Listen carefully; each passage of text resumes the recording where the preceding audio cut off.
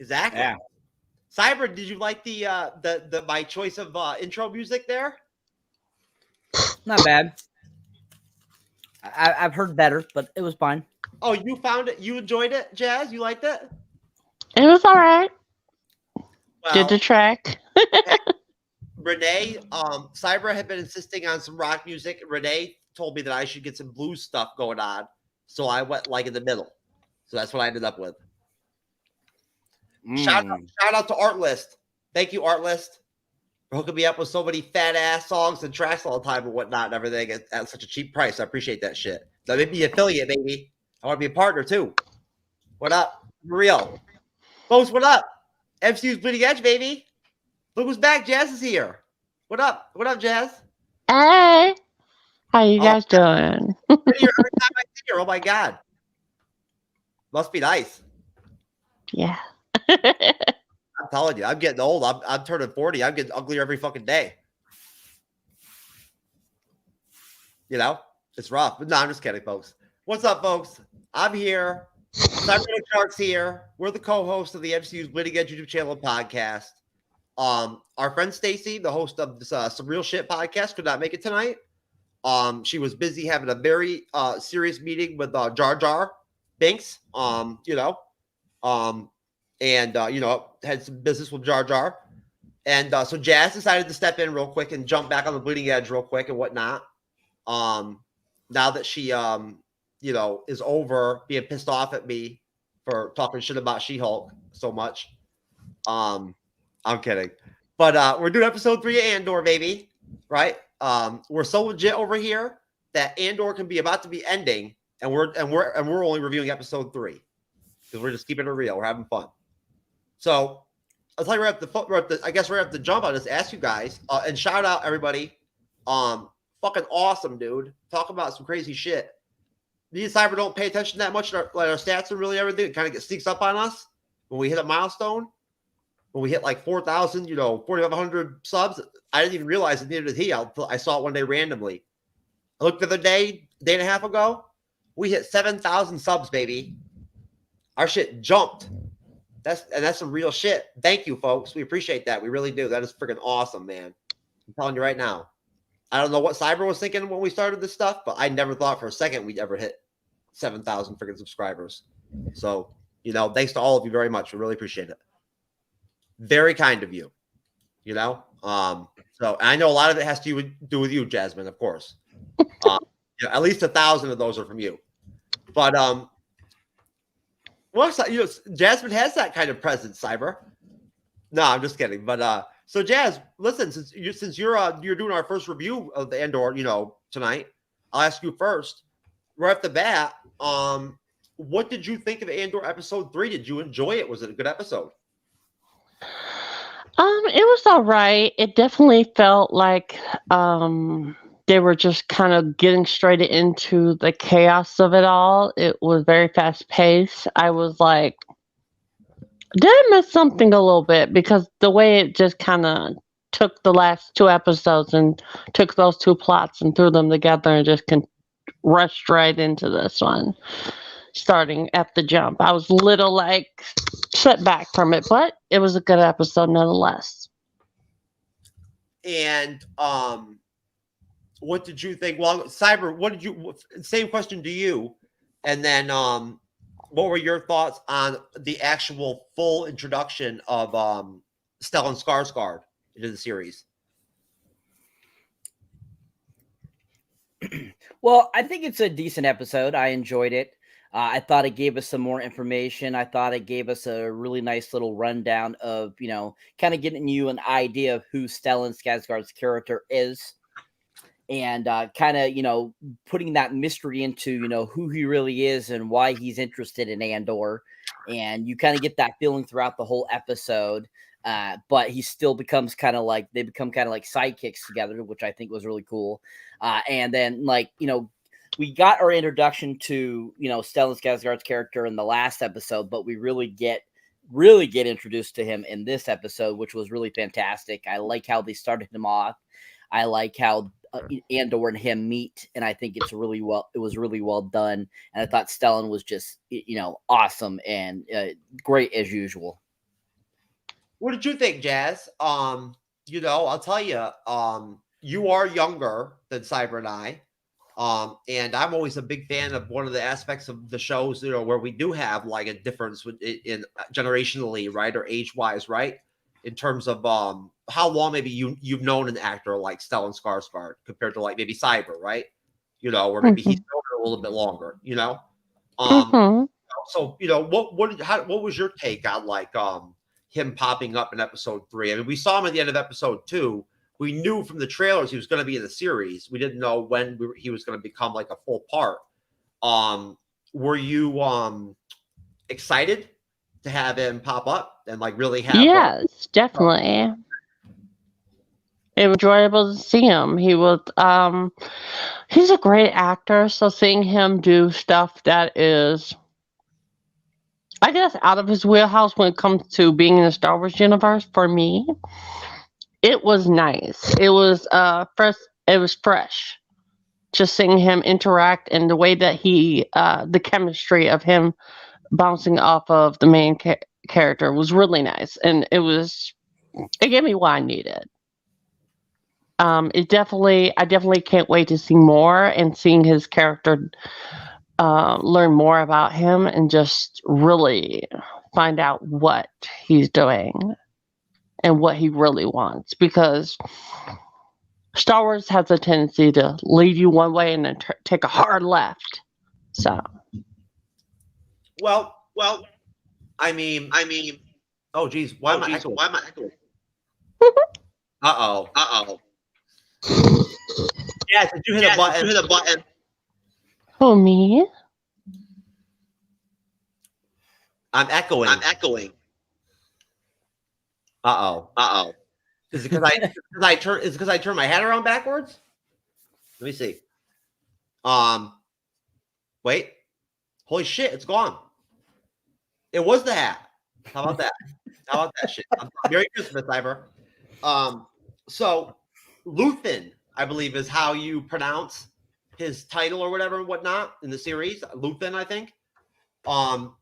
And what I found interesting about him is that it was his clothing. His robe almost like look. He almost reminds me of friggin' God, how can I not remember his name? The original Star Wars movies. Come on, Simon. Darth Vader. No. Luke. Han Solo. No. Chewbacca. Lando. No. Which movie was he in? Like, no. You're echoing. Everyone's echoing. Oh, shit. I'm telling you, this is going to drive me crazy. I cannot remember this guy's name. The guy that trains Luke and finds Yoda? No. Before Yoda, the other Jedi. Oh, Obi-Wan. Obi-Wan. There. Oh God, how could I? Jeez, man, that's rough. Obi-Wan. He reminded me of Obi-Wan, sort of his outfit, like the robish look to him. You know what I mean? He had that like long coat, almost with that same kind of color, right? I dug that. I did. I thought that was pretty cool. I don't know. You know, personally, I think that it's pretty cool when you think about it too. That the fact that Stellan Skarsgard has actually crossed that line where he's both with Star Wars and Marvel, right? Essentially, you know, like he's been a part of the MCU. Now he's in the Star Wars universe. So, you know, maybe we'll see more actors and actresses kind of cross that line, similar to like that DC Marvel, you know, kind of line, right? So basically, and Jazz, to see though, Cavill's not going to be Dr. Doom, yo. Sorry. Yeah, I heard. Apparently that picture was false or whatever, but it looked real enough to me. But whatever. Hey, I like him as Superman. So I'll tell you, at some point we're gonna have to figure out where this echo is coming from. It's going in and out. But so essentially, as far as like this episode goes and whatnot, the way that it starts off, if I remember correctly, I believe it starts off with another one of the flashbacks, doesn't it? Cyber, where it goes back to Cassian's, I guess like childhood or whatever with his sister. Yep. And again, I find myself. Oh God, that's just driving me crazy. You know, sometimes with those scenes, I find myself a little bit kind of still not completely grasping exactly where they're kind of going with that whole deal. Before I unwind, this is a pretty simple premise, this episode, how things flush out. There's not much to like the whole full story, really. It's very simple. It's a pretty straight line episode. What do you think, Cyber, and then Jasmine? This, going overall across the span of the 3 episodes and starting the show off, what is your vibe, your take on these flashback scenes? Like, what, I mean, are you feeling like you're really getting where they're going with it? Is it doing something for you, Cyber? I mean, are you feeling a connection with it to the story?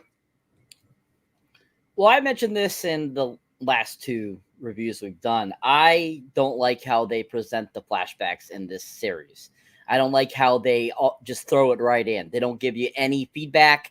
They don't give you anything like that. So, like, even if they were to say, oh, this was 20 years ago, or this was this time period, would make a bigger impact on these, these flashbacks, because it just kind of rolls into these flashbacks. And, I mean, obviously you're supposed to know that these are flashbacks, I guess, but at the same time, I don't think that how they're presenting them is working out as well as they thought they would. And so personally, they're great, sequences usually that, give you a little bit of information about Andor's past. But at the same time, like I said, it needs to have that kind of like introduction, knowing, oh, this is a, flashback of some sort, so that you're aware of, as you're going into it, that, that's what you're watching, that it's not a part of the same timeline you're already at. And I think that would make it better. But overall, I think they're okay. And, I think they do some good. What do you think, Jazz? I mean, honestly, is it are they doing anything? Personally, I'm not a fan of the flashbacks, the way they present them. Honestly, I would prefer flashbacks be their own episode. That's pretty much how I feel about it, because they kind of just throw them in, and then they appear, and then you continue to where you left off. It sometimes works out, but sometimes it just leaves you a little confused what's current and what's past tense. So really, I honestly prefer I get what they're going for, but I still would rather have them do like the first part of the episode be a flashback, so that I can get exactly what they're going for and then continue with the story, so I don't have to deal with the back and forth. It's like getting cultural whiplash. Okay. So would you say it's fair to say that, like, you would agree with me that maybe I mean, for me, I don't even feel like these flashbacks, these connect with me to the story really that much. I don't even really feel any kind of, I get that that's young Cassian or whatever and whatnot, right? But I don't grasp exactly what their purpose is, like as kids or whatever, living in the woods and all that shit. Do you?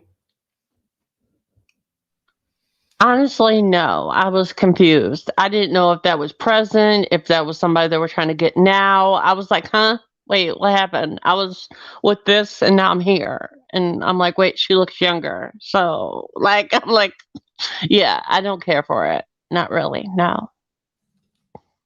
Cyber, do you have more of like a factual explanation as to what the deal is with that, at least with what's going on with these children or whatever and whatnot? Do you think that's just a part of the kind of the Star Wars universe under the Empire, that you're going to have planets like that, where you're going to have populations that have maybe been devastated, where all the adults are gone?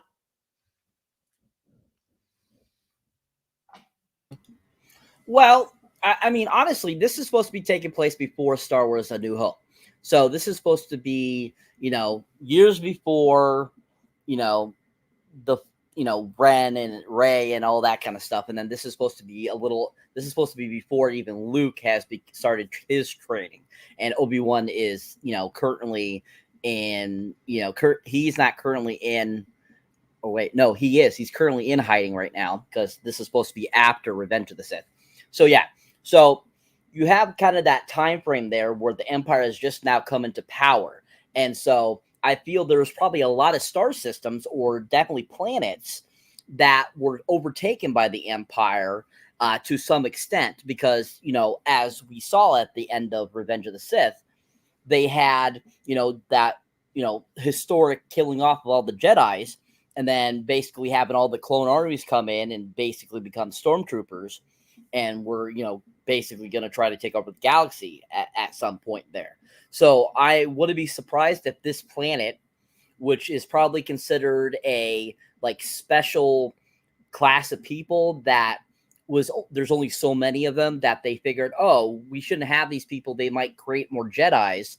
So let's get rid of them type of deal. And I think that's probably what was going on with his clan was that this planet where he is from is something special. And that's why the Empire had a big presence there. And that he was dealing, as a kid, he was dealing with that consequences when the Empire was first coming into power. Because as you can see by this point where we're seeing him as an adult, the Empire has already kind of been established and has some control of reins of what they're doing. So I think that was showing when the Empire was first taking over. Most definitely. I think you're probably right. And I think that of course, it is important, I think, for you to point out that this does happen and occur before the original Star Wars films timeline. Right, which is interesting to me personally, as sort of a novice Star Wars fan. I'm not a massive Star Wars fan. I won't lie, folks. I'm not super knowledgeable about that stuff compared to a lot of other people, other creators I know that can talk this stuff all day. But so essentially, beyond the flashback scene, like I said, this episode is very, very, very straightforward. It's very straight line. There's not a lot of side dynamics going on at all. It's a very clear cut episode, very direct. Right. And Jasmine mentioned, the energy is a lot faster and more highly paced than the other two episodes combined, I think, at times. But at the same time, though, besides that one really dope Star Wars-esque fucking blaster fight scene and shit, later on in the episode, the pace to me is lying almost in an area where it's similar to some Captain America Winter Soldier type vibe stuff, some espionage, spy, Black Widow, rebellion, revolution type stuff. You know what I mean? And I like that. I dig that. And obviously that is the premise, to some extent. So essentially, right from jump, we actually, for the first time, get to see, and we do see Casa. I just want to point that out, that we do see Casa exploring the crashed ship, from episode 1 with Cassian in that flashback scene. And, essentially, basically, Marva, if I pronounce it correctly, essentially, is, I mean, that's essentially Casa's mom. And we actually hear Casa start, use her native tongue and whatnot and everything. And like I was saying in the private chat, I don't know about y'all, but for me, I don't know if this was just by Disney Plus, but I actually had some subtitles finally during the flashbacks. I could actually hear understand what they were talking about here and there. And the other episodes, I had no idea. But so basically, coming off of the flashback, we go right into Ferrix, and essentially, you know, we end up with the I believe they're called what, pre-mode. Yes, the security agents / soldiers. They essentially land on, you know, Ferrix and immediately start sweeping, like, essentially the city, or like that civilized hub there, for Cassian directly to arrest him. They know that he's the one that killed the guards, or they're highly clear about it, or feel that he is, and they're on with force, and they're all about it, you know, and the people of Ferrix, we see over time as the episode unfolds, do sort of almost participate and kind of, in a way, almost fight back and rebel on their own. Like, they're almost kind of, I don't want to say prepared, but they you know, they start clanging around on stuff and whatnot and everything, and sort of like causing, you know, creating this buildup, and sort of almost like team up and almost participate along with the other characters that are sort of like dealing with the security forces. So essentially, after the soldiers show up, Bix and Cassian's contact, who of course is Luthen, who arrived at the end of episode 2, you know, walk together to like the meeting spot, you know, and basically the soldiers are touching down at the same time, heading for the city, and they go right to Marva's residence, or like her place of living, her house or whatever, to get Cassian, and kind of just like toss the place completely. You know, and are very aggressive, you know, and like actually put their hands on her and everything and whatnot. And she's very like, you know, like not like very shitty towards them, and like has like does not have much like, you know, like praise, I guess, like for the Empire, and I don't blame her. But basically, Sergeant Mosk, who's kind of a badass in this episode, finds a like hidden B2 emo, right? Who like Cassian, I guess, is speaking to, essentially, I don't know, like wirelessly or whatever, whatnot, to the droid, which gives away his position and compromises Marva too. So I'll cut it off there before we get into the Luthen scenes and whatnot and everything, and the, you know, him meeting Cassian the first time. Jazz, what did you think of actually seeing these scenes play out and actually having the security forces in mass, like, show up, like, in force, weaponized and whatnot and everything, looking for Cassian from jump?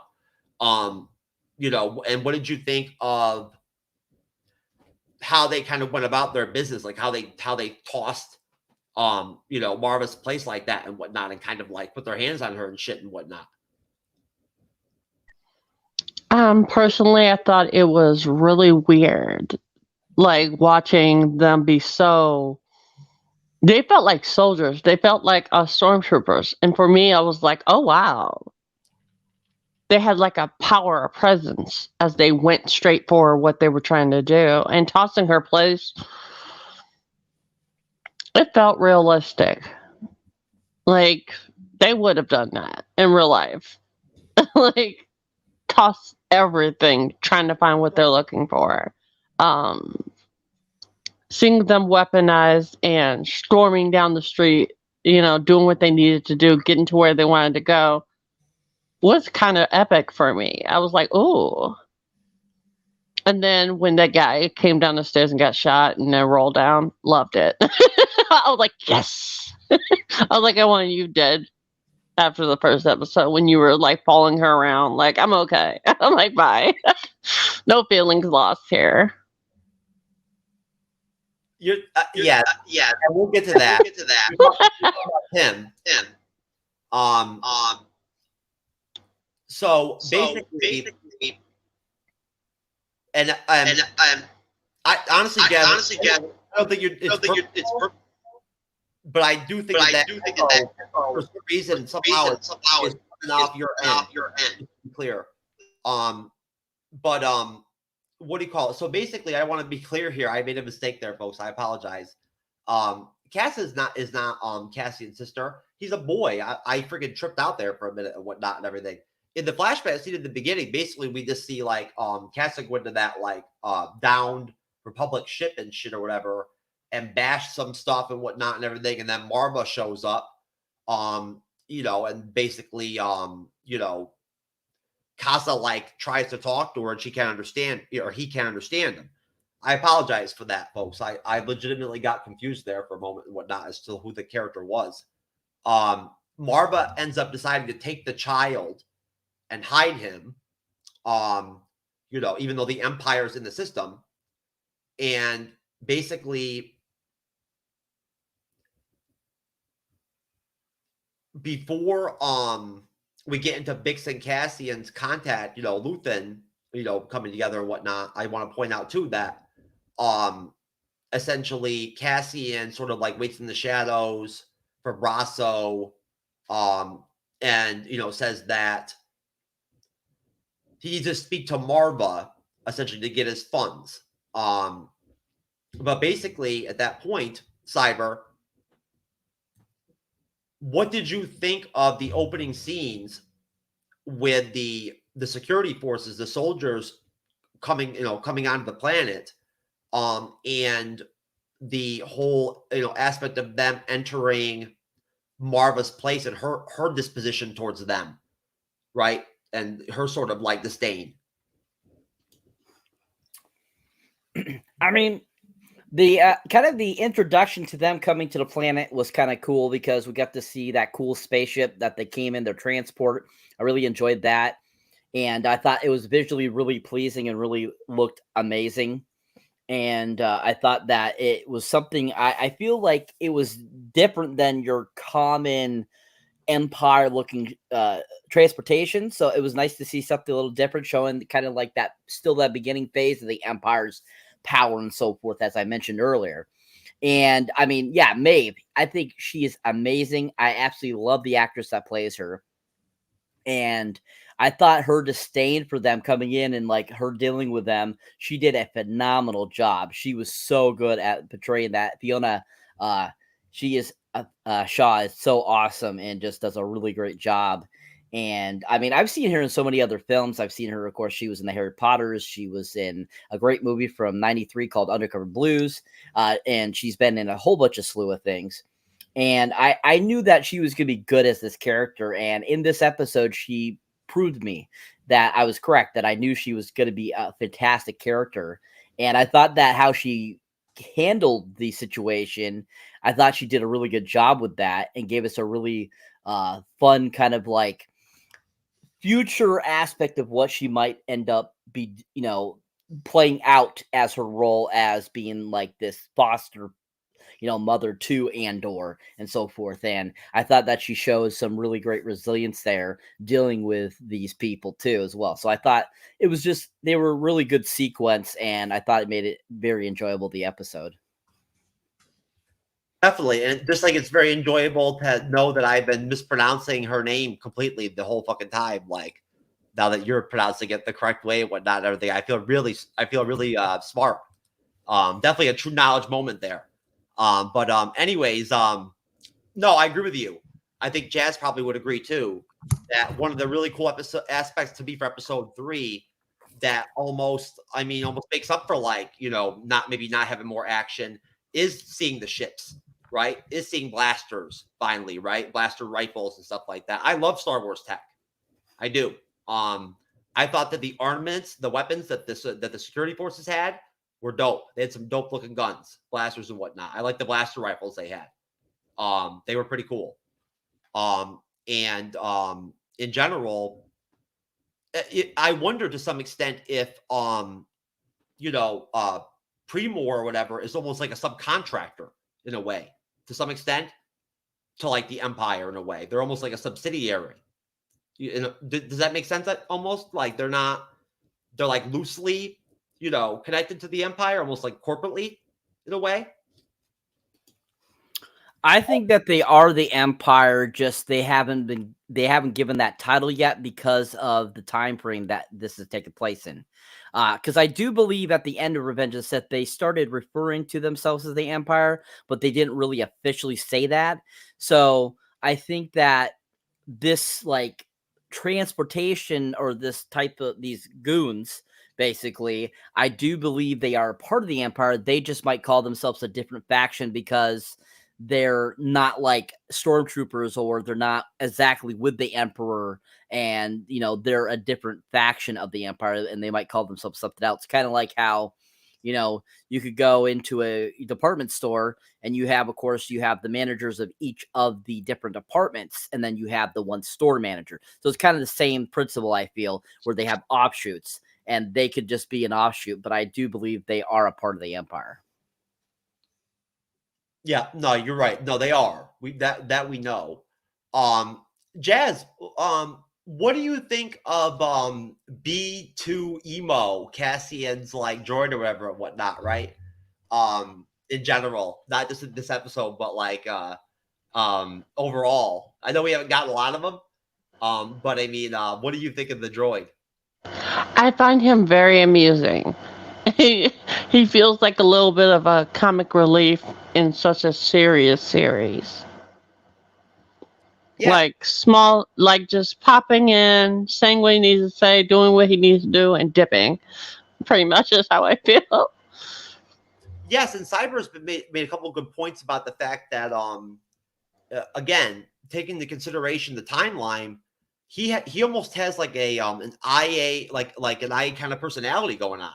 Like, you know what I mean? Like almost like he's been programmed to have almost like quasi emotions, right? He's very humanistic in his speech and like in how he handles things and his movements and reactions to Cassian and what's going on and whatnot, right? He's not as robotic as you'd expect from your typical Star Wars droid, I guess, right? Now I haven't done any research really with this and whatnot, and I bet if you dug a little bit, there's probably some solid theories out there that could be somewhat legit in terms of what how that's possible or what's going on there.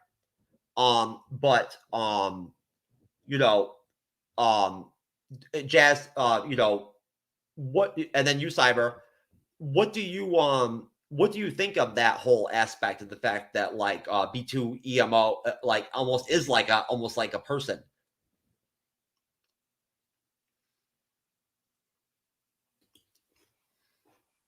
You first? Oh, you're muted. Okay, sorry. All right, it feels like an early. You're laughing at me, Cyber. Okay, so it looks like it's an earlier like prototype of C3PO is what it's giving me, or at least R2D2. Because like it's really cool, like just seeing how it interacts with everybody and how it feels like it's actually someone in there conversating and having this whole conversation vibe with people when it enters a scene. It's not like you see a droid and you look past it. It commands your attention. I like that. Sure, most definitely. And Cyber, now that we've gotten into episode 3, I know we didn't get a ton of the droid of B2 Emo in episode 3. Really, we just had some brief scene with them. Really, mostly not much participation. But have you come to any different conclusions, or have you had any ideas or thoughts on how it's possible that besides what we've already kind of thrown out there, that Cassie could have a droid that's like unique, that's unique, I guess. I mean, if you think about it honestly, I mean, Anakin, back, way before this was all happening, when he was a kid, he was creating, droids. He started creating C-3PO at that time. And I mean, over the years, we've seen all kinds of different types of droids, and all of them have had different personalities, different structures, different ideas, all this kind of different things. I mean, we saw in Rogue One, the film, we had that android in that film that was definitely different. And so I feel that Cassian being the type of like whatever we want to consider him, a mechanic slash kind of smuggler, he would have the ability to probably, create his own droids, kind of like Anakin. So I think that this droid he has in this B, he is probably a one of a kind, and Cassian probably more than likely either built him or, found him and then kind of like repaired him or something like that. Or came across him somehow from somebody that, does that type of thing.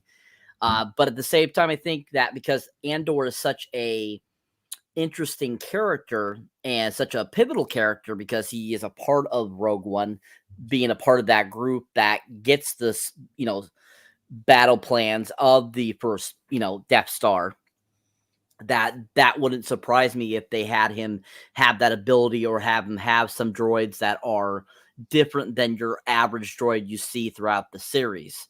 So I think, yeah, it's very possible that he is either that talented like Anakin, or he came across somehow this awesome droid.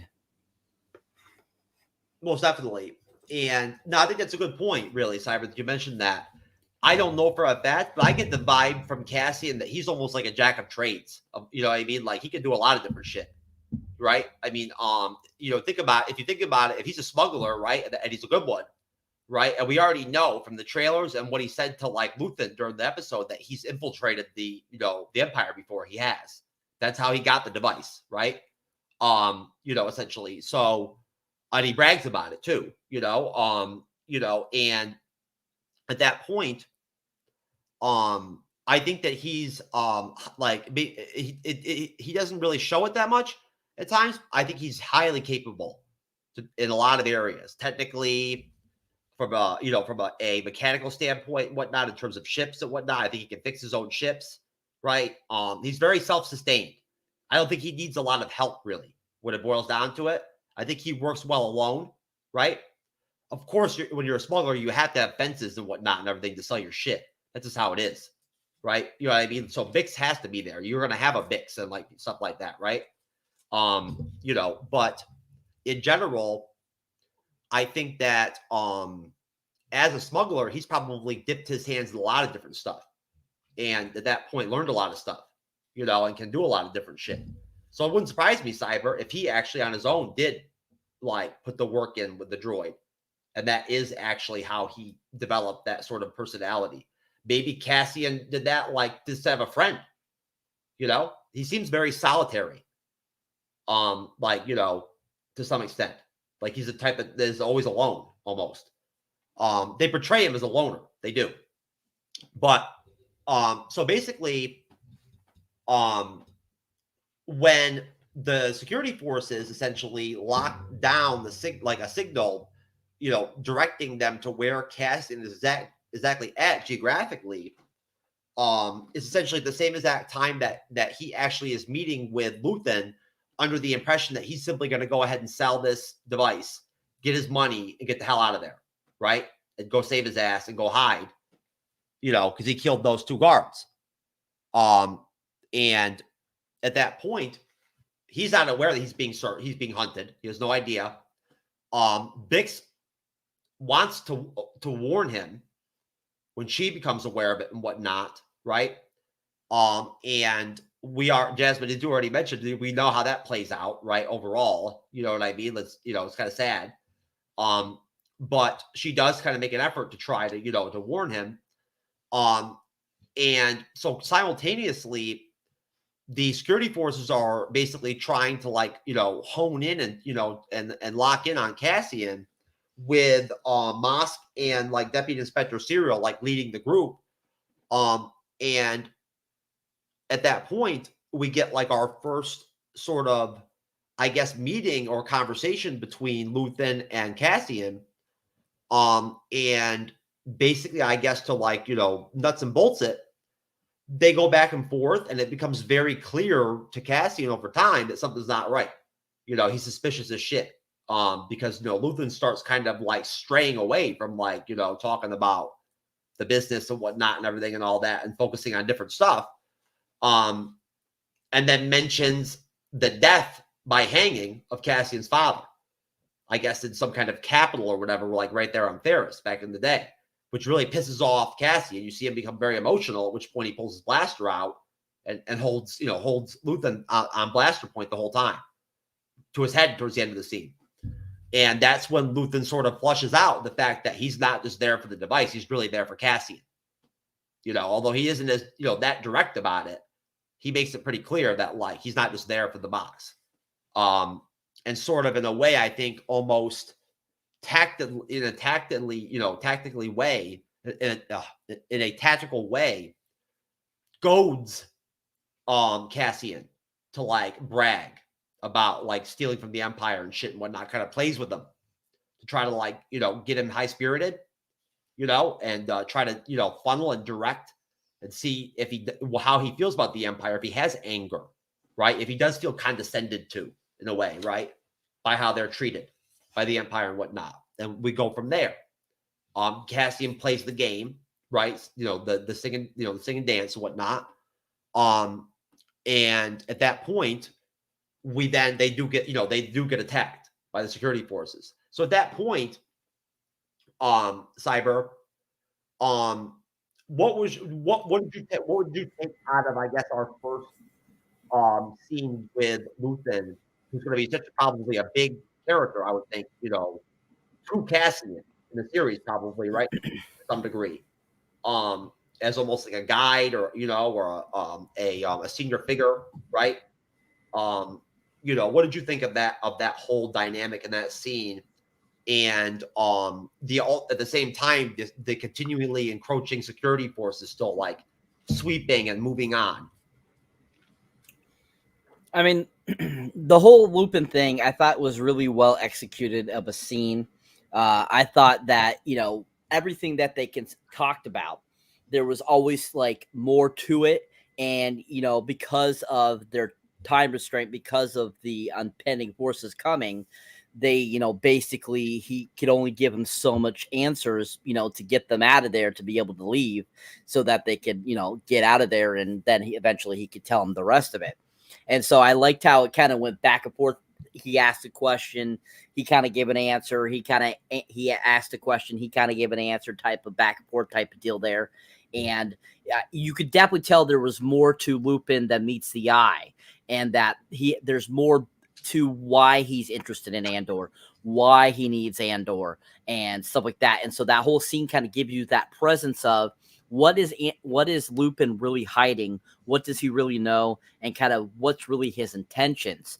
Even though, he kind of says, it's kind of like this and that. But at the same time, it's like, oh, I can give you this and this. And you're like, this guy's able to give me all this kind of stuff. But he really hasn't given me a reason like, ooh, what's going on here? There's got to be something else behind this, why this is going on. And so I think that scene did a really good job of kind of keeping you guessing and wanting more. And that's, how the episode went for me, is it kept wanting me to keep watching and keep going. And it was really enjoyable. I thought they did a really good job.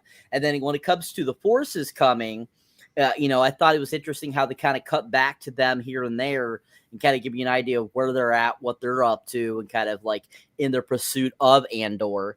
And I thought that was really enjoyable too, and pretty well played. I don't think it was anything special, but at the same time, I think it helped add to the sequences with Lupin and Andor really well.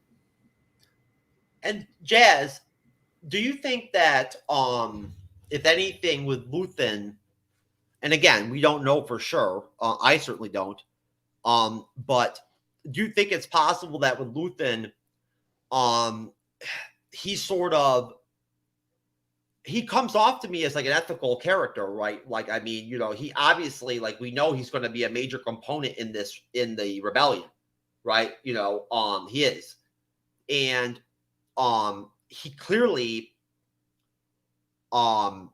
he's going to be a facilitator in the series. Like, he's a means, right? Like, I mean, he's somebody that has a network. He has connections, right? He can get shit. And I think we're going to see that flushed out.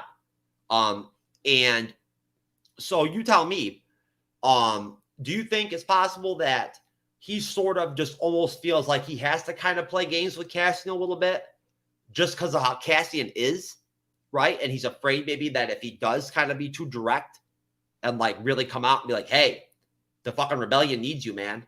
You know, it's time to fight back. That's just not going to be something Cassian's going to want to really rock with. It's giving me very much a combination of Lord Sidious and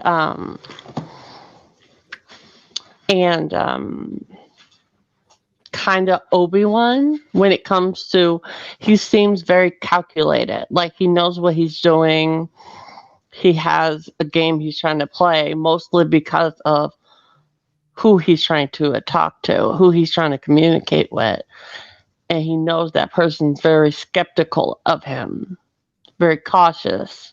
So he has to move kind of like the tortoise and the hare. Tortoise is moving slow, but it knows where it's going. That's what it's giving me. And I do think that he's going to play a big part. I'm really, really invested. Yes, and I don't know what you guys think, but I don't think he's going to die like Obi-Wan from like, you know. Oh, too soon. I don't think he's going to die 3/4 of the way through the first season. I don't think that's going to occur. Oh, too soon. Too soon. I don't think so. You never know, though, right? Who knows, right? I don't know. We'll have to see. But no, I think you're right. He's going to have a major role to play without question. Now, back to you, Jazz, and over to you, Cyber. Do you feel like Bix is already connected to the revolution, to the rebellion already right now? She possibly could be. I mean, she has a lot of those vibes, but at the same time, she could just be like there at the right time, right place type of deal too as well. Then she just happens to get pulled into it. So it could be either or. You don't know with Bix, because how Bix reacts and how I felt she reacted with her, you know, the guy she worked with at the store and stuff like that, seems like she's on Andor's side, but at the same time, you kind of feel, oh, she's hiding something as well. So it could be either or. She could be playing both sides. She also could be a part of the Empire playing this role out. So, I mean, it's still up in the air who Bix really is working for and what her real agenda is, I feel. What do you think, Jazz? I agree, because with the flashbacks and everything plays out very coded. Like, you don't know where it's going. You don't know who you're supposed to trust. You're just kind of going along for the ride and hoping for the best and hoping, okay, is this person evil? Is this person doing that? I definitely assume the worst, because that's me. So I'm like, I think Empire all the way. That's what I think. But that's just me. Well, I mean, you know, look, you never know. I mean, I'd have to believe that there has to be an intent to some extent, you know, to try to have some clear differences between some of these Star Wars properties, right? Some of these series and whatnot. You don't want them all to be just like the Mandalorian, you know, or fucking Boba Fett for all things. You know what I'm saying? Other than Tuskens, baby. What up, Tuskens? Keep it real, baby. Sand people forever, dog. But either way, no. So you'd expect some differences.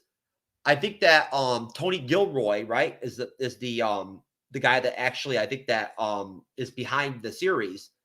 And at that point, you never know. I mean, it would be very sort of, other than like the recent trilogy, it would be kind of like, in a way, almost un-Star Wars-ish to really have some like some deceit go on, like with a main character, to have some you know, ethical good characters betray, right, the good side, right? We're not used to that really, to some extent. Star Wars is usually rah-rah.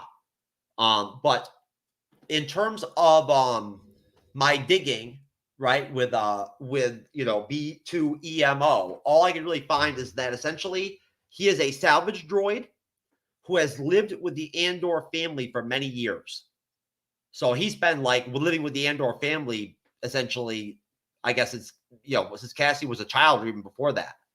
So he's old. He's been around for a minute. What I find that's very cool about him, that's very, I don't know, I think this is different than the droids we've seen before in Star Wars. He's clearly very self-sufficient. Like, he doesn't need anybody. He can live by himself and whatnot and do his own thing and shit. Like, and handle his business, like as a little tiny droid and whatnot, which I think is really cool about him. He seems to be built pretty tough and whatnot, right? And he can take care of himself. Although he seems very emotional, so he probably does get lonely, I imagine.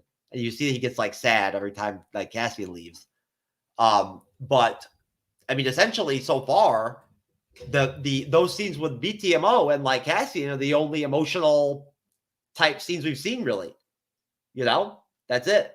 So I mean, the stuff between Bix and Tim that shit wasn't exactly romantically like hot or whatever, right?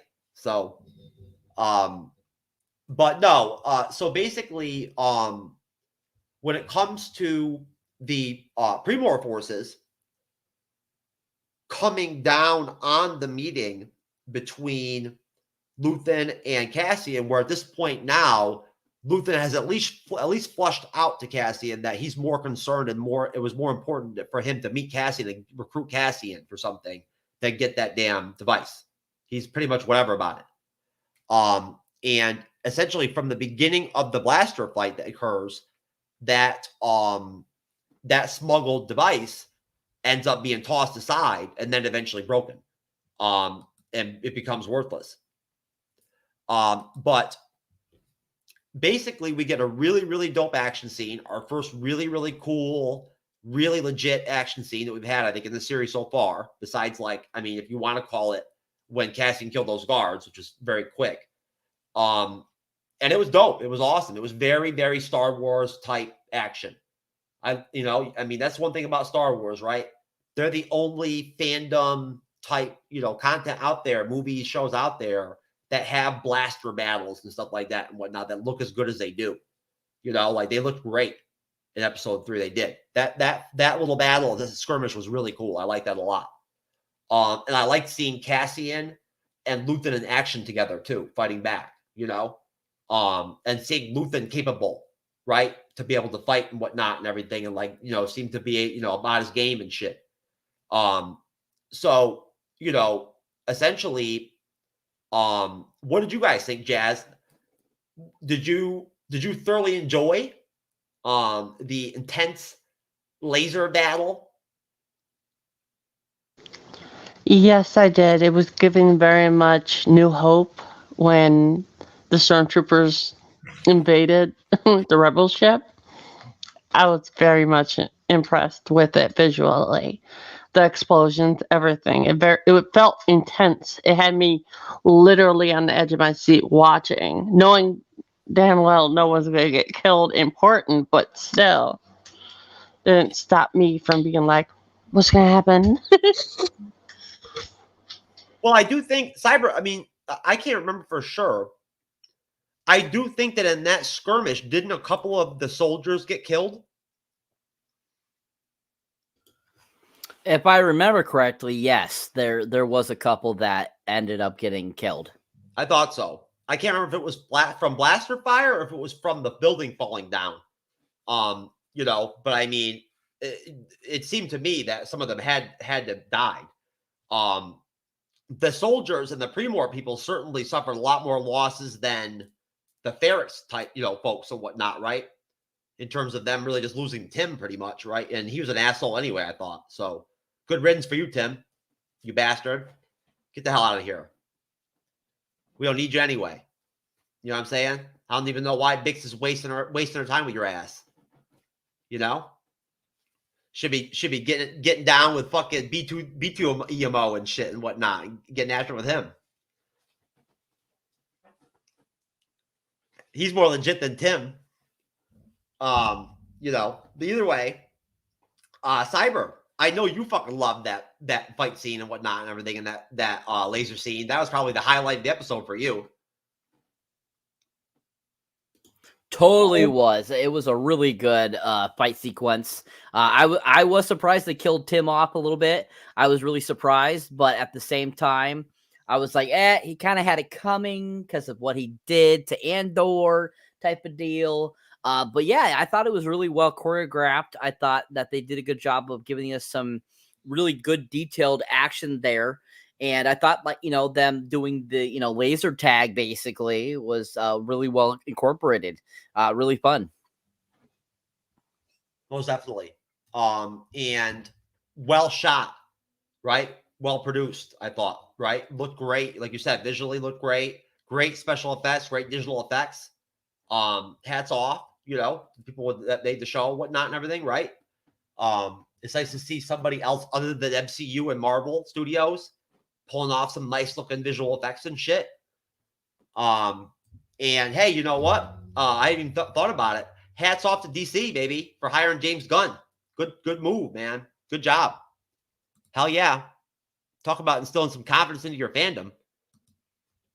I don't know how you can make a better move than freaking hiring James Gunn. Unless you wanted to hire Jar Binks, right, to run DC films. I mean, that could have been a game changer too. See, now I would hire Jar Jar in a hot minute. And I would use Jar Jar for everything because I think Jar Jar is the best. Yeah, I mean, to be honest with you, I don't really see how it's possible that if you were to insert Jar Jar into any fucking TV series, that he would not make it better, right? Immediately, right? Like imagine Seinfeld with Jar Jar. Totally. Yep. I could see Jar Jar and Seinfeld. He'd be the fifth wheel there. And he'd bring in a little of that, Naboo charm. I mean, hey, Jar Jar would have definitely improved Morbius, right? Morbius would have done better with Jar Jar in it. See, I don't think Morbius is as bad as everyone makes it out to be. Thank you. I watched it and loved it. So thank you. Yeah, I'm just joking. We're talking about Jar Binks here. Come on now. All right. I love Jar Jar too. Don't apologize for thoughts, sir. We're just pointing out points here. That's all. We know you're joking. We're going along with the joke. A blank fucking space on the panel would be more impactful than fucking Jar Jar in his presence. But no, I'm telling you right now, it would be funny as shit to see Jar Jar inserted into all kinds, like as a show, like a what if show. What if Jar Jar was on this TV show and you just threw him into these TV shows, right? That shit would be hilarious. He is funny. You have to admit it. He's so stupid that he's funny. I think he's funny just because I think he's funny. I think he's not as dumb as people think he is. I think he plays dumb. Oh, so basically you're saying that Jar Jar is like manipulating people and whatnot with his stupidity? Yeah, I think he plays it off. Oh, okay. If you play stupid, they won't expect you to be doing something smart later. Ah, I got you. I see. So maybe Jar Jar is actually a Jedi. No, I think he's a Sith, but that's just me. Well, either way, that's an interesting thought. That's a concept. There we go. Yeah. There you go, Jeff. They should do a what if episode for Star Wars, and they should bring in Jar Jar and have him play a Sith Lord. That would be awesome. I think that'd be cool. If you want to torture people, just put them in a room with Jar Jar for like 3 hours. Jar Jar talking to them for 3 hours and see how they feel about that. I love it. I would enjoy it. Yeah, I can just imagine that. I can imagine you enjoying hanging out with Jar Jar for 3 hours, Cyber. I'm sure you would love it. Dude, I hang out with you for several hours, so it can't be that hard. Oh, come on now. Hey. The shade. How can anybody with a title like TrueKnowledge how can you even compare that to someone like Jar Jar? But no. So you can. You can, sir. Woo. You can. So essentially, I'm not trying to get far ahead or anything like that and whatnot. So I don't want to do that with Andor at all. I don't want to try to sneak ahead, or I'm not going to. I'm not going to watch ahead. But basically, as far as Luthen goes, he essentially, just to be clear, his, like, as we already talked about, his activities extend way beyond what we've already seen. And he also, and this is just a little bit of a reveal, he also goes by Axis, I guess, apparently. That's what he uses, or like a code name. And, you know, essentially, he's exactly what we kind of like all, I think, already kind of figure he is. He's sort of like the guy behind the scenes that kind of like the Nick Fury, right? That kind of like calls the shots and, like, you know, puts the game plans together and strategizes. That's his deal, I think, to some extent. He's a planner. And I think essentially he really finds something deep in Cassian, right? To have him actually come out like that physically, to find him and recruit him. And at that point, moving on from the, you know, of course, the laser battle, where essentially, I guess you could say that Luthen and Cassian sort of win in a way because they get away, and they don't get killed or hurt. And of course, Luthen has shit all hooked up spy-wise. He's got explosions lined up on doors and everything and whatnot. He blows the building down and everything. Like, he was prepared. You know, like how he even knew to put explosives up on stuff, I have no idea. But you tell me, Cyber, and you, Jazz, do you think that he actually knew that Pre-War was coming? Had no clue, honestly, but probably seems too smart for me. Too calculated. What do you think, Cyber? Why else would he have put it like that? I mean, honestly, there's the echo. Anyways, so yeah, I mean, I think, you know, how that it could be Jar Jar. No, I'm gonna blame it on She-Hulk, because you keep blaming everything on She-Hulk, so I'm gonna blame it on She-Hulk. Blame it on She-Hulk. Anyway, I'm sorry. Could you please repeat the question? I because we're talking about She-Hulk, I got lost here. I know She-Hulk will do that to you, man. I'm telling you. As Jazz like gets all pissed off over here. Oh, come on now, Jazz. No.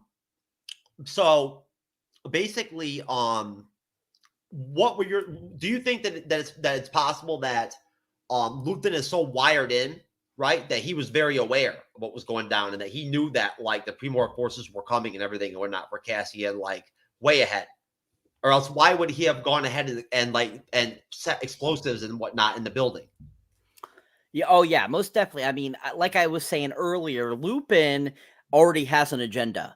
There is more to him that meets the eye. Like I said earlier, there's more to his story, and he already had a plan conceived prior to going to finding Andor, and Andor just happens to be that collateral damage that he has to encompass with what he's going for, what his primary objective is. And so I think he already knew that, you know, that they were coming for Andor, and that's why he set all those charges and stuff like that, because he already knew what was going on. I mean, I think they kind of referenced that a little bit because of how Bix is the one that contacted Lupin. So I feel she already kind of clued him in on a few things, and he kind of already knew those things. So that came into play too as well, with him knowing in advance what was going to be going on too. So he already knew that he had to get there to, you know, super fast an extent before they got to Andor in order to further his cause. So yeah, he definitely knew what was going on, and he already had it planned out. Yeah, I believe so too. I think that he saw it as an opportunity in a way, like, you know, where with Cassian in this tight spot, what choice would he end up having, right? But roll with Luthen. when shit went down. So, yeah, he is being, in a way, I don't know. In a way, you can't sort of blame him with Cassian because, again, we don't know him that well. But I get the vibe from him that he's a rogue kind of guy, right? He doesn't play by the rules, really. He's not a team player. He's kind of a loner. He's not a joiner. I think Luthen knows that. But I do think that he legitimately sort of, I think he's like a puppet master type figure, right? Where he's got his fingers kind of in everything in a way. And as much as you can be a really solid information hub type character or person in such a big universe, right? In a galactic empire compared to like one planet, I think he's very informed and aware, right? Probably has contacts and like has spies in the empire and whatnot, where he gets information, gets leaks and stuff like that and whatnot. That has to go on. You have to imagine. And I do believe probably to some extent that a part of the reason why he wants Cassian is because he's already aware that Cassian has infiltrated the Empire before, right? He has, and that's key to him, for some reason, whatever the end goals could end up being. So basically, as they leave, we do then see Bix get caught up and held up by the security forces and whatnot. They also physically kind of grab her up. Right. And sort of manhandle her a little bit. And that's when Tim gets killed. Right. Although I kind of got this feeling that maybe even before that Tim maybe sold her out anyway to the Primor security forces. Right. Like ratted her out, that she was a smuggler, that she was fencing Cassian's shit, and that's kind of why I was saying that Tim was kind of a dick. Oh, Jess, you got to go, sweetie? Well, listen. If you got a dip,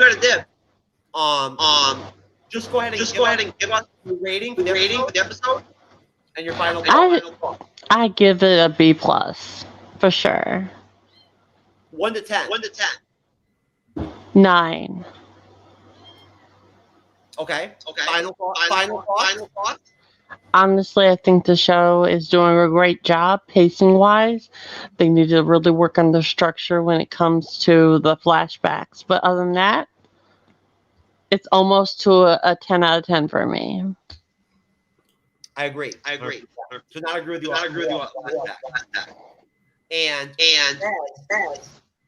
I love that. There's nothing better. Jazz, what are you doing? Are you active with your new rebranded YouTube channel at this point?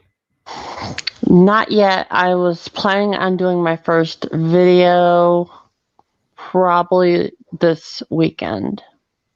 Great. That's good to hear. And now remind us, what is your new title? Okay, it's Jazzy, Nerdy.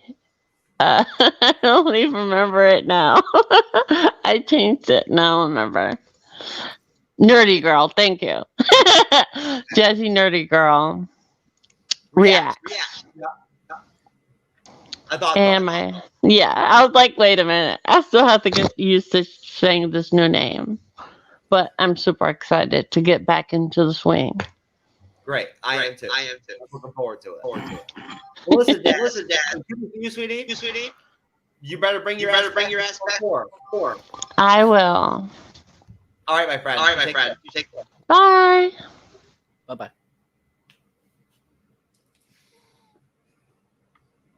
What? Hey, Jazz, we love you, hon. That was just a little bust your balls for your love for She-Hulk right there, just to be clear. I apologize, but you're never gonna live it down. Your love for the old She-Hulk Disney Plus series, but hey, we love us some She-Hulk over here at the Bleeding Edge. We do, no, folks. In terms of Andor, and in terms of Axis, and in terms of Luthen and whatnot, and this whole dynamic or like conversation, essentially, what we're just talking about and what Cyber was talking about. And this idea that, we don't really know his full role or his full value or impact yet. or how big he is, but it seems clear that he's a shot caller to some extent, if not the shot caller. But we already know that we have more fabulous actors and actresses popping up throughout the series still. And we got Forrest Whitaker popping in, right? I'm a big fan of Forrest Whitaker. I think he's great. He's had a great career. He's made some really good films. Personally, I think he's just equally at the same level probably as Stellan Skarsgard, I think, wise. I do. Stellan just has a better accent. But either way, Cyber, what do you think essentially of Tim's death, Bix sort of getting caught up by Premor, and essentially us then shifting to where, as we talked about in the beginning of the episode, the rest of the town folk and whatnot start to sort of join in almost, right? And participate and try to almost cover in a way and help Cassian and Luthen and Bix and whatnot, right? They sort of almost, they sort of almost kind of scare the soldiers, the Premor, officers or agents in a way, with the kind of the noise that they make up, the rattling that they do and whatnot and everything and all that. Don't they kind of like throw them off a little bit? I don't think so. I think that it's more of it might be a diversion almost, but I don't think it really throws them off really very much, because as you can see in the scene, I feel they caught back on right away. The ship was a diversion. It was. Yeah. When we do see the Premor forces shoot at that ship, they believe that that's Cassian leaving Ferrix. That does end up being a diversion, of course, and that, of course, is like laden with explosives and blows up, right, and kills a bunch of the soldiers too. And of course, essentially before that, and I guess what I was kind of getting into maybe, and maybe I misunderstood it, was that buildup we got at one point where the Premor forces, collected up, grouped up, right, and were in preparation almost. Didn't they seem like they were? That they thought that some kind of like actual assault was coming at them, like there was actually going to be a force beyond just two people.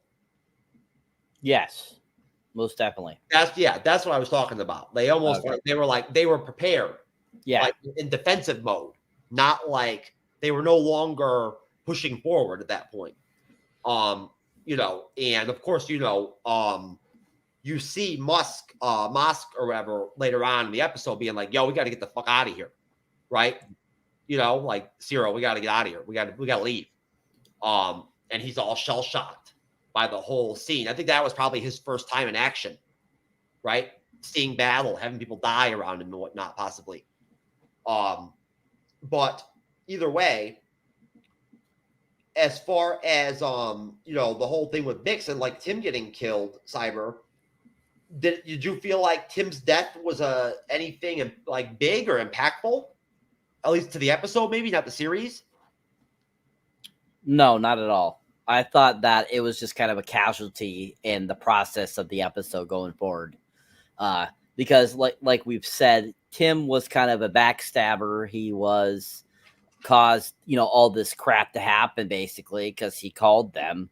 And so it's kind of like justice served, basically for him. So I don't think it was shocking. I don't think it like really did anything, but at the same time, it's like kind of like, oh, justice served kind of deal. Yes, and I think that part of that was jealousy towards Cassian. I do, right? Which is pretty petty. Mm-hmm. But no. So at that point, essentially, as there is the decoy ship and whatnot and everything, as we have a great scene with how did you pronounce her name? Is it Maven? It's Marv. With Marv, we get a great scene with Marv and Inspector Cyril, I believe his name is. Shit. I'm forgetting his name here for a minute. Hold on. Damn. Oh, whatever. Doesn't matter. So Mosker Karn. Yes, Karn. I apologize. Yeah, Cyril. No, I had it right. Cyril Karn. So we get a really interesting episode, sort of scene there with Marv and Cyril and a couple of the other security forces where they're looking for Cassian. They're kind of like hunkering down, thinking he's going to come back, I guess, right? And they're sort of holding Marv. And Marv just starts talking shit like, hey, man, you don't even know what's going to be going down here soon. Like it's just going to get ugly for you. And I felt like now it was a lot more philosophical than that, what she was saying and whatnot and everything. It was very overarching in a way. And you know what I mean? She wasn't just talking about that situation, right? Now, you tell me, coming off of that scene and the way that she talked to him like that, right? That spite, right? And everything, and that fire. Now, I mean, clearly, it's possible that she may have ties to the rebellion already in some way. Do you think that there's at least a possibility that she may, in some way connect to that? Maybe not to Luthen directly, but to that side. Who connected to it? Are you talking about Marv? Yeah. Yes, I definitely think that she has ties to the rebellion. Yes, most definitely. I'm wondering if possibly some of the Andor family ancestors before Cassian also have been a part of the rebellion. Yeah, I think so. And it might be like a family kind of thing, right? Possibly. And maybe that's in some way where the flashbacks are going, Possibly. But either way, what did you think of the dialogue that she threw at Cyril that kind of shook him? It did kind of scare him. It did. I mean, he was already unnerved to begin with, right? He became more and more rattled as the episode went, right? To the point where by the end, he's like shell-shocked. Yeah. Go ahead. Yeah, most definitely. I mean, I think that Karn doesn't really know everything that's going on. He's kind of taking in the information little by little, and he's only going by what the Empire is telling him at first and what he's gotten. And as things are told to him, he's starting to realize that he's in a fight he can't win, really, and that's why he's getting more unnerved. Why he's getting to that point where he's kind of like, oh shit, what am I doing? And so I think that kind of leads to him and Karn and Musk, basically ended up, as we go on, they'll want to leave and get off the planet because they see what exactly this is going and that they're in a mess that they really can't do anything about. So it all comes and encompasses itself in this episode with Karn. And I think what, Marv told him just proves how amazing Marv is and that she has a lot more, info and more ties to whatever's going on, and which leads to the whole feeling that she's a part of the rebellion already, that there's a reason why, maybe they foresaw that Cassian was going to be a part of getting those plans to be able to, stop the Empire and so forth. So I think that it all encompasses itself and it's slowly, little by little, being told. And Marv, I think there's more to her too, just like Stellan Skarsgard's character, that we're going to find out later on. I do too. I think there's a lot more going on with her. And I think that you make a good point. And, it's funny in a way, it never occurred to me in the first two episodes that possibly Cyril was actually that inexperienced, right? That he was honestly he was overdoing it and like getting his head above water, if anything, in his own pursuit for power and like advancement, right? Like that was I didn't grasp going into episode 3 that he was green field wise, right? It was obvious that Musk knew what the hell was going on. He was the one running the show, from a tactical standpoint. On Ferrix. It wasn't Cyril. I mean, all his scenes mostly like he was afraid, right? Then Cassian like catches up from behind with the gun, takes his communicator, breaks it and shit, right? And he was leading the mission. He was number one guy. So that did not reflect well for him, that went down. He sold out the whole crew, his whole team, essentially to Cassian. But no, it never occurred to me until this episode unfurled that he is like over his head, right? And over ambitious. I didn't expect him to be that unnerved by simply going on a mission like that. But look what happened. It turned out that he was green, but in charge of the actual field mission, right? And when Mosk basically is like warns him and wakes him up, like, hey, we got to get the hell out of here. You tell me, Cyber, that at that point was because they did realize that the folks of Ferrix themselves were going to end up like taking care of them in a minute if they didn't get the hell out of there. Like they were seriously outnumbered. Oh yeah, I mean, like I said, it was definitely, you could see throughout the episode, Karn and Musk both knew that things were escalating to a certain point and that they were eventually going to have to get out, that there was something was going to happen. And after the conversation with Marv, I think that was what greenlit, Karn to realize, oh shit, we need to get out of here. And so I think that was a very big ploy and what made him even more nervous. And then as things started to fold out more with the, gunfire and all that kind of stuff, he saw, okay, we are not gonna win this and we need to get the hell out of here. And that's, basically why they made their grand exit. So yeah, it was definitely, it was a thing that gradually built throughout the episode to where, they figured out, oh shit, we need to get out of here. Yeah. And then of course,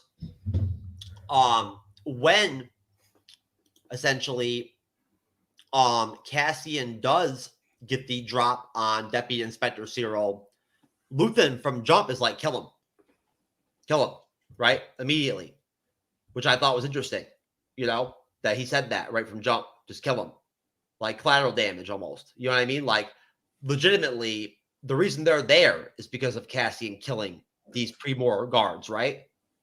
And from jump, like Luthen jumps right in and is like, stop talking to this dude, kill him. Right? So that just shows you kind of where Luthen's going with shit, right? He may not be like some massive badass, but he's very calculated, right? And he's not afraid to cross the lines and whatnot that need to be, those gray lines and whatnot and everything, and kill people and shit if he has to make things work. And I think that in a way, that just like in a way flushed out the vast difference in experience between Luthen and Cassian, right? That Cassian, although being hunted and then trying to arrest him for killing those Primor guards, accidentally to some extent, and purposely on one of them, is actually unwilling to kill Cyril, right? Just ties him up. When from jump, Luthen is like, kill him. That's it. He's done. There's nothing else to say.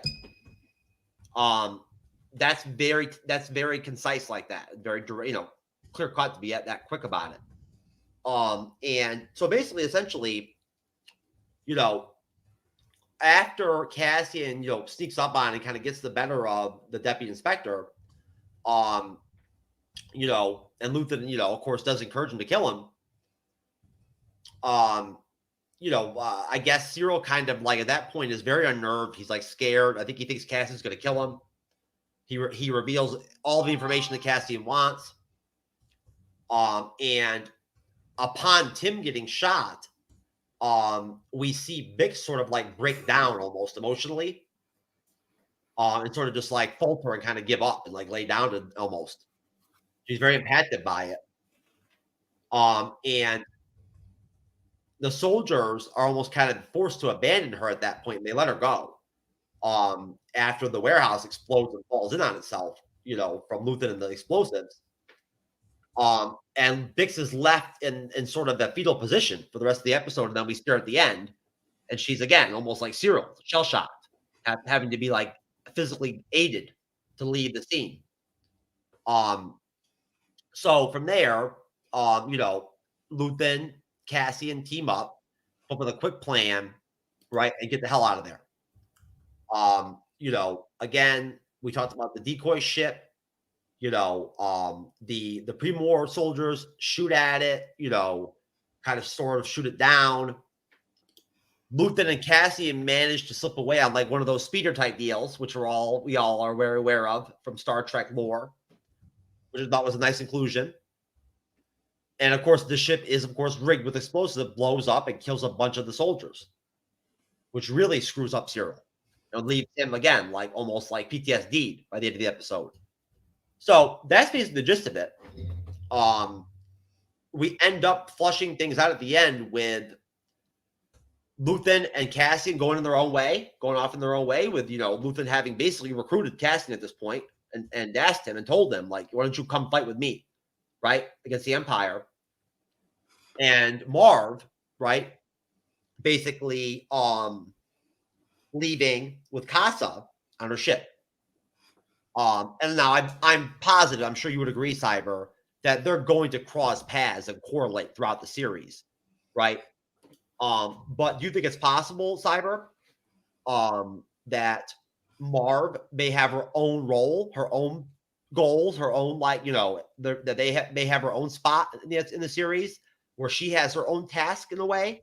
It may go in her own direction. Well, that goes once again to, like I said before, that she could have a completely separate agenda. She could also be a part of something else. She could be on the bad side. She could be on the good side. That comes back to that same thing that, yes, that is possible. And definitely, I think, like we said before, I believe Bix, there's more to her too than what we're getting from her as well. That there's more history, there's more story, there's more to what she's up to. And that, she didn't just come into this because she knew Andor somehow. She has known him a lot longer than we think. And that she's a part of something in some way. We just don't know yet. And we're going to learn about that down the line, I believe. And so I think that's all a part of kind of, keeping you in mystery of who Bix is. I would agree with you. They very well may have been partners in the past, right? And she may have been active out there, like doing the smuggling thing with him, if anything. But she comes off as an experienced player, that's sort of laying low in a way, sort of semi-Cassian, right? I'm not saying that her job is like fake or something like that, right? And she's just, it's like a spoof or whatever. I'm just saying that I get this vibe from her that she's capable of more than what she can do. Tim sort of, like, in a way, gives off a vibe at times that, like, she has a past besides Cassian. Like, there's a past there. To where we don't know how influential she may have been in terms of Caspian's ability to even infiltrate the Empire, right? She could have been a active participant in that. But you're right. I think that she overall, I think is going to be a great female character overall in the series. I have a great feeling for her. I do. I'm very optimistic about her. They're handling her very well, I think so far. Not overexposing her, not overdoing it, being very light about things, not giving us too much to work with in terms of her background, really, or who she really is, right? Which they're doing with all the characters, in a way. And what do you think, Cyber? Those final scenes, right?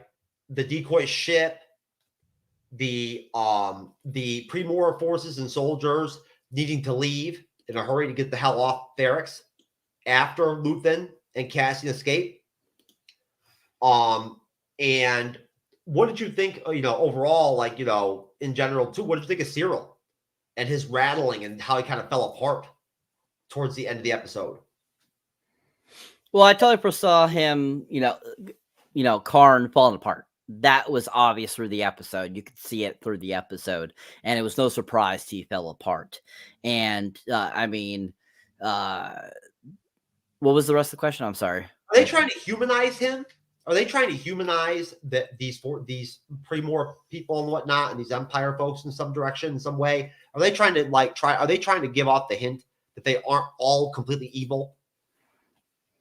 Yeah, I mean, to a certain extent, yes, I do believe so, because I think they're trying to make people, to get people to be interested in both sides and be entertained by both sides. So that would not surprise me that they're trying to humanize them a little bit instead of what we're so used to throughout the years from Star Wars, that the Empire is just evil, evil, evil. And so that wouldn't surprise me if in the writing decided to change that up. I don't know 100% if that's what they're doing, but I can see it being possibility that that's what's going on. Well, remember when they gave us those lighthearted scenes where, for instance, Karn, when he reported to his superior about the deaths of the guards, you remember the superior's reaction, like, "Hey, those guys are assholes anyway. All that happened is they ran into the wrong dude, right? They fucked with the wrong guy, and they got killed. That's it. No big deal. Why even raise a big red flag over it, right?" And then you've got that banter between the other Pre-Morph officers and Cyril when he's commanding them, right, to try to sweep and figure out Cassian's ship, locate it and whatnot. That then leads to them finding Cassian. That sort of back and forth and almost almost very loose type of conversation and back and forth that the different agents have with Cyril is not your typical Empire-esque Star Wars, like you said, good versus evil deal where all the characters are shitty and they're evil, right? Some of them actually seem kind of comedic and lighthearted and lazy, stupid, they didn't give a shit, So it is interesting. I find it interesting. But no, what did you think of the ending? I guess sort of maybe 15-20% of the episode, where we did see Cassian and Luthen disappear, Marv go off in her own direction, right? And then we get the Pre-Morph forces sort of essentially taking a loss. I mean, all in all, I think the finale part of the episode was your basic finale. I thought it was decently done. I thought that it showed that there was a lot of character development to still go on and to get to know. I mean, we know there's more to Marva than meets the eye, so her going off was not surprising, but at the same time, totally understand why she was, because she was trying to get away from those people. And then you have the kind of encompassing storyline of Karn and Mosk and the preforms and kind of what they're dealing with and having to move on to, and then just how basically showing us that Stellan Skarsgard's character and Cassian got away and kind of where they're going, and that there's more to their story too as well. I thought that it overlapped very well and gave us a really good conclusion to the episode. What do you think? For me, I'm wondering myself mentally, what do you think the premise would be of even continuing to hunt Cassian at this point? Would it be possibly that the deaths of the soldiers and the Pre-Morph agents on Ferrix would be something that he'd be held responsible for? I think he'll be responsible for that until the series ends. I think that that'll be something they always continue back to, that they go back to and say, "Oh, well, you did this now, Cassian, so we're gonna get you for that." So I think that's gonna overplay throughout the whole entire series. I think that'll be something that's always played upon with that. But other than that, I think that them chasing him, that's just a part of the whole series. It's going to be because he's on the run. That's just how it's going to be played out. Do you think that the way that they depicted Cyril falling apart sort of as the episode kept going, in a way, will have something to do, right, with that passion and desire to continue hunting Cassian? It could and it could not. It could be either or. I feel. I don't think that it necessarily has to be that reason for them to continue. I think that overall that does play a smart choice in it, but all in all, it doesn't have to be the prime reason for it to be for them to still chase him, because the reason they're chasing him is because he killed a couple of their people. So that's enough right there for them to keep chasing him. And I'm only bringing that up simply because one thing about the Star Wars type universe is that it's so big, right? And when you think about it, right, it's not like a situation where just on Earth, okay, if someone, if S.H.I.E.L.D. wants somebody, right, a villain or something or whatever on Earth, right, they'll keep hunting the villain, right, till they get him. They will, because it's on one planet. It's contained, right? The Star Wars universe is massive. So at that point, if you lose track of somebody that you want, and you're the Empire, you don't know where the hell they're going, right? You have no fucking clue. You don't know where Cassian is going to go right now. I mean, at this point, unlike in the beginning, unlike how they were able to find him on Ferrix, they had nothing to work with that I can think of. There is no one that they can shake down to reveal his location, right? There's nothing that they can trace, I don't believe. So, it's interesting. It is. It really is. I love how episode 3 played out and how it sets up episode 4. I do. And sets up the rest of the series. And I guess final question for you, Cyber. Do you think episode 3 was sort of a swing episode, right? That is really now going to launch the series kind of off of? Is that, that like the rest of the series is going to follow the momentum off of it? Most definitely. I mean, I think in any TV series, any movie, anything that you're visually watching, I think there's always little intricate things that are going to be a part of it that are going to play into it and that are going to keep it, going forward. And like I said, I feel that the death of the 2 guards, I think, is going to still play a pivotal role throughout the whole entire series, because it's always going to come back on Cassian because, that one time you killed those people, and they're going to use that as catalyst to basically, get him. So yeah, most definitely. I would say yes, that would play. And they're the Empire, so they can do anything they want. They can say anything they want. They can lie about anything, right? They can make up charges. They can exaggerate shit, right? Like Cassian killed 1,000 of our soldiers on Ferrix, right? Like, they can say anything they want, basically, and it makes no difference. Their entire system is corrupt, right? They don't have a ethical aspect of anything they do, I don't think, really, when it boils down to it. To some extent, it's almost all based off of like evil and like villainous behavior and like mistreatment, right? And and abuse. But either way, folks, that would be, I suppose, the conclusion to our review of episode 3 of Andor. And we want to thank Jasmine for coming on with us tonight and whatnot. And shout out Stacy. We'll see you next week for episode 4, Stacy. We look forward to seeing you again. You've been great so far. And Stacy's a great person too. She's a good woman. And a good mom. And I can tell you right now, I checked out a couple of her podcast episodes, and some definite shit show vibe going on, man. So anyways, I'm just joking. I'm messing with you, Stacy. But no, Cyberneticshark, my friend. As we head off here into the evening, what is going on as always with your individual content? Anything new popping up? Is there anything coming out right now anytime soon? Besides Marvel, besides the fandom shit, movie-wise or anything and whatnot that you're focusing on, that you're going to be covering, or anything like that, TV series? So, of course, if you enjoy me here on the MCU's Bleeding Edge, definitely check out my solo content. You'll find me under Cyberneticshark, of course. And on all different platforms, YouTube, TikTok, Rizzle, Facebook, Twitter, Instagram, all those great places. But tomorrow, live at 12 p.m., you'll see my newest video pop up.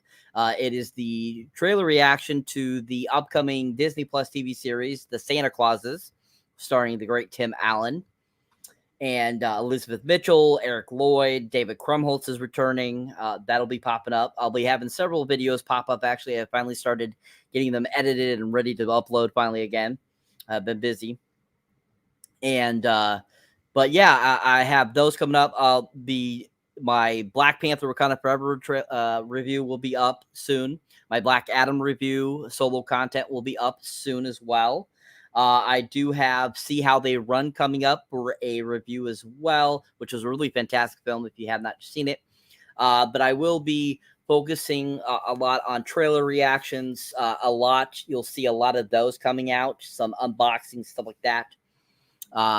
And hopefully I'll be getting some more music reaction videos for you guys up soon, as well as 2 for that solo content. But my shorts are going strong. You'll find my shorts.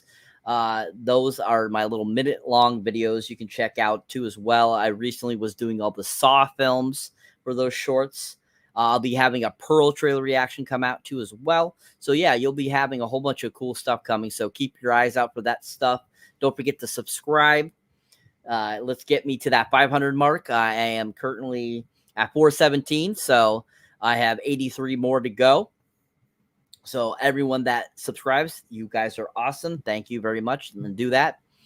And also, I'll be doing a little giveaway, a free digital copy of something I have extra of.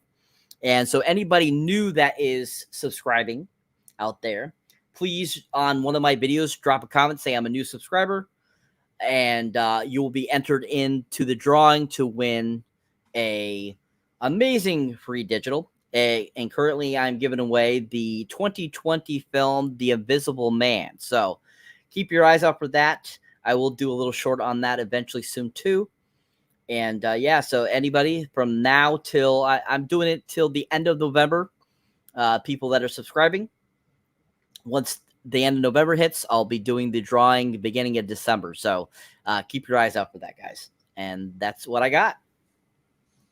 Excellent. And basically, shit. I apologize. I had a really I put up a banner that said, "Come on, folks, give Cyber his 83 subs." The guy's a legend. Come on now. Shit. He's a content creation machine. So I'll have to vocally do it. Folks, come on now. If you can freaking blast us up to the damn freaking almost 10,000 mark on the bleeding edge and whatnot, subwise and shit, then I gotta believe that you could freaking take a minute and whatnot and push Cyber up to 1,000. Right? Come on now. I mean, just because Captain Breeze is his hero and whatnot is not a reason, okay, to eschew hitting that subscribe button. No, I'm joking, folks. Captain Bree is not Cyber's hero. You know, that is not true. Jar Binks, of course, is Cyber's hero. Yes. You know, Bree is my hero. Captain Bree. That's right. You know? She'll be in my future sex tape. Yes, most definitely. Imagine if there was a Jar in Captain Bree sex tape. Yeah. There you go. Now that would be dope. And of course, Bree would be down for that because that would be inclusivity. That would be very inclusive. Yep. Banging Jar. She'd do it for free. Probably. Jar, this goddamn fucking weird ass alien penis and shit. Come on now, Jar. Jesus Christ, Merry Christmas, baby. There you go, Bree. Merry Christmas. Here's my fucking coat hanger penis and shit. But no, folks, listen. We appreciate all of you, and like I said, help Cyber out and whatnot, right? Like, come on now. I'm gonna be out here. I'm gonna be pushing to make sure that he gets those 83 subs. He deserves them. And there'll be no bleeding edge without Cyber at the end of the day. We love Perry Ramsey to death, but he is like a ghost essentially of the bleeding edge at this point, as far as I'm concerned, right? Sadly. And but I still love him to death. Great guy, and I'll never forget him. He was a part of, you know, us becoming the bleeding edge. But overall, in general, I think that when it boils down to it, I don't think he probably would have been able to stick it through with me and Cyber anyway. I just don't think it would have happened. But we still love Perry. I'd love to record with him someday. I have no idea what the hell he's doing. Maybe he's hanging out with Jar. But we love Andor so far. I know Cyber does. I do. Episode 3 was great. It was the best episode so far. I'm going to give it at least a 9.25. Solid. Straight up. What you got, Cyber? I'll give it a 9.5. There you go. There you go. Perfect. And now I'm not going to say anything about Wakanda Forever at this point, but our review of Wakanda Forever will be not this Wednesday coming up, but the Wednesday following, right? Which is, of course, if I can grab my phone real quick. There we go. I can actually look at the date. Is, of course, the 23rd. 23rd. On the 23rd, we're going to be doing our Wakanda Forever review. We'll be having a dope-ass panel, without question, because we have a lot of time till then. We might even have some of our buddies from the Podcast of Champions back over here. Arch might even be back, believe it or not, from the depths of, like, darkness or whatever. Lord Deathman may emerge. Who knows? Shit. We might even have, what's his name there? Kevin or whatever and whatnot that can review movies and shit that he never watches. Back, just for the review. To add that special value that he was telling us about that night of the show.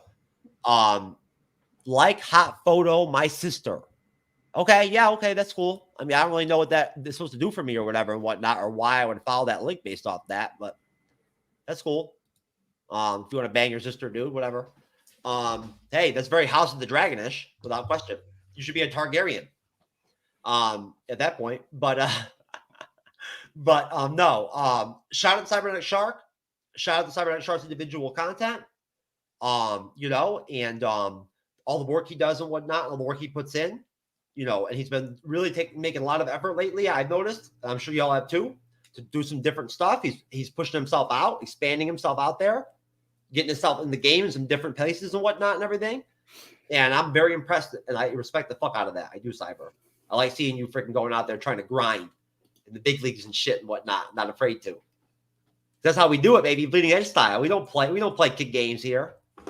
I mean, hey, we're very subtle about our shit, but we ain't playing here, kids. Folks, we ain't playing. Just to be clear. You better watch out there, folks. All your YouTube channels and podcasts out there and our niche and whatnot and shit. We're out there. We ain't playing. We're competing with you right now at this point. You're fucking with us. You know what I'm saying? And hey, believe me, you're not as entertaining as we are at all. You're not. Some of you are close, but you're not there. It never will be, unfortunately. But again, shout out to the fandom, Marvel fandom, MCU fandom, Star Wars fandom, all the fandoms. Shout out to all of them. Fuck She-Hulk completely. And Tatiana Maslany, fuck her too. And fuck Jessica Gao completely. Without question, double fuck her. Right? And besides that, folks, thank you again for all of you wonderful people out there that continue to love the shit out of our live discussional shows after they're actually on YouTube as regular videos. You guys are great. Thank you so much for carrying our subs up so high. The shit is humbling as hell. Loving it. It's awesome. And hey, it's awesome being on the MCU's Bleeding Edge, baby. With my co-host, Cyberneticshark, I am Jeff S. TrueKnowledge. And Jar Binks, unfortunately, is not here tonight. But we will see you, of course, for the finale of the Rings of Power next Wednesday. The finale, baby. It's going to be awesome. Can't wait. And shit, as far as right now goes, for Sunday, it's going to be a mystery show. Who knows, man? Could be crazy. You don't know. Who knows what's going to happen? Don't even know. But take care. God bless you. Have a great weekend. We'll see you later. Peace.